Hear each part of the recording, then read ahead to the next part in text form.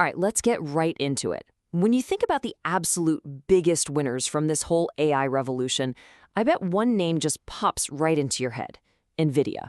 But today we're going to talk about a totally different kind of player, a surprising name that is quietly but massively cashing in on the AI gold rush. Yep, that's right. While everyone has been glued to the chip makers, some old school industrial company, one that was spun off from a fallen empire no less, has been on an unbelievable run. It is the perfect story of being in exactly the right place at exactly the right time. And look, the scale of this is it's staggering. As you can see right here, since it started trading on its own back in April 2024, GE Vernova, or GEV, has just skyrocketed by an incredible 500%, or even more. I mean, this isn't just a good return. This performance leaves even the mighty NVIDIA in the dust for that same period. So what on earth is going on here? Well, the whole secret really is wrapped up in this one quote from Amazon CEO Andy Jassy. You see, this artificial intelligence boom has a ravenous appetite, and what it's most hungry for is electricity. Every AI model, every single search query, every data center, they all need a massive and, this is the key part, a stable supply of power. And this power crunch has sent all the tech giants scrambling for solutions. And you know where that scramble leads them? Directly to companies like GE Vernova. The demand is so completely off the charts that GEV's order books are now full for years. We're talking a backlog that already stretches all the way out to 2029. This isn't just hype, you guys. This is a real, tangible business boom happening right now. So, how did this old guard industrial company end up in the absolute perfect spot to power the future? Well, the answer is kind of fascinating, and it lies in the dramatic history of its parent company, the one and only General Electric. You know, GE was once the absolute pinnacle of American industry. I mean, it traces its roots all the way back to Thomas Edison. But after hitting its peak in the 2000s, the empire, well, it started to crumble. And a big part of that was due to some really costly strategic mistakes. And the most important one for our story today, it happened in 2015 with the acquisition of Alstom's gas power business. At the time, pretty much everyone saw this deal as a complete and total catastrophe. The whole world was screaming for green energy, wind and solar, and here's GE doubling down on what everyone thought was a sunset industry: fossil fuel gas turbines. The move loaded the company up with a ton of debt and just seemed completely out of touch with where the world was going. So in the years after that, GE went through this massive, painful restructuring. The company was eventually broken up into 3 completely separate businesses. And that energy division, the one that was such a heavy weight on the company, it was spun off in 2024 to become GE Vernova, a brand new company born from the past. And this is where the story gets really good. That past, which looked like such a liability for so long, has suddenly become GE Vernova's greatest asset.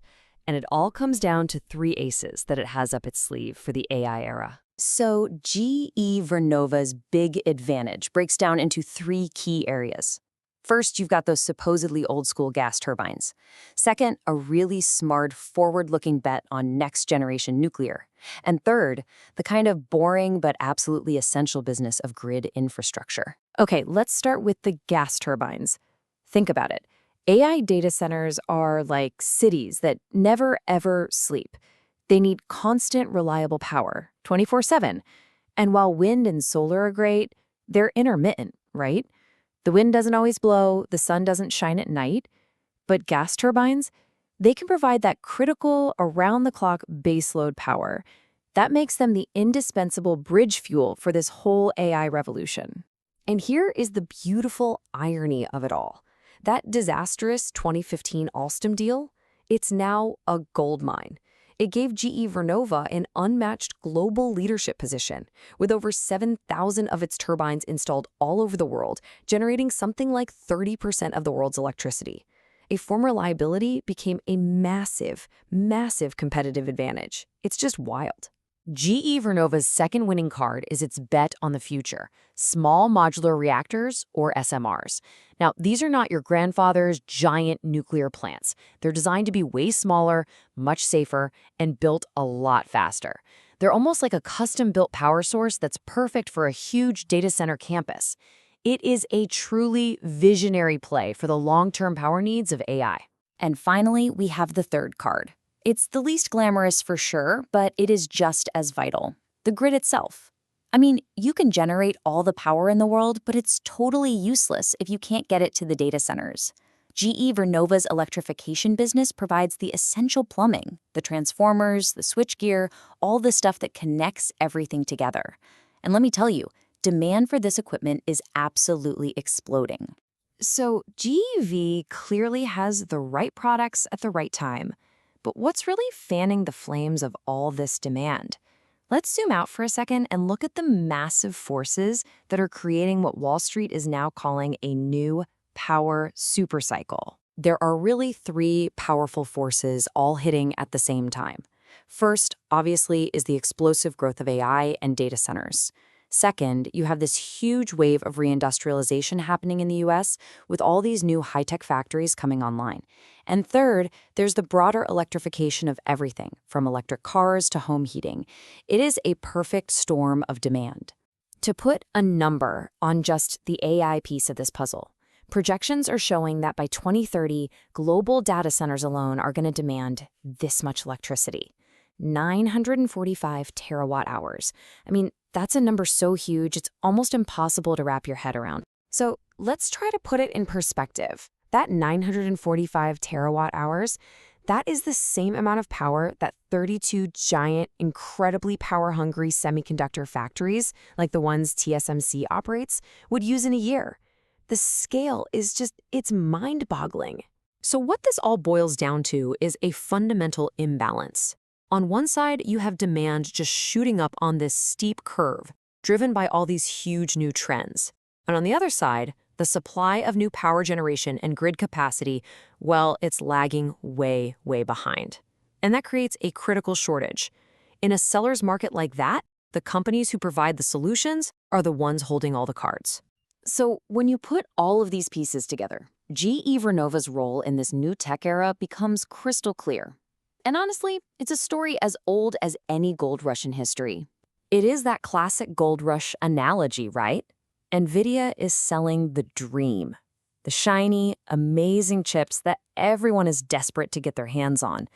But GE Vernova, they're selling the picks and shovels. They provide the fundamental power infrastructure, and without it, none of that AI gold can ever be mined. And as history has shown us time and time again, selling the tools can often be just as profitable, if not more so, than actually digging for the gold yourself. Now, of course, it's really important to add a little note of caution here. After a run-up this dramatic, GE Vernova's valuation is, well, it's high. The market has already priced in a lot of this future growth. And on top of that, its fate is now deeply, deeply tied to the AI sector. If the AI boom ever cools down, you can bet GE Vernova is gonna feel that chill. But the whole GE Vernova story leaves us with a really fascinating question to think about. In any great technological revolution, our eyes are naturally drawn to the big stars in the spotlight. But what this shows us is that immense value is also being created by companies working in the background, quietly providing the essential power that makes the whole thing possible. It really makes you wonder, where is the real, lasting value truly being built?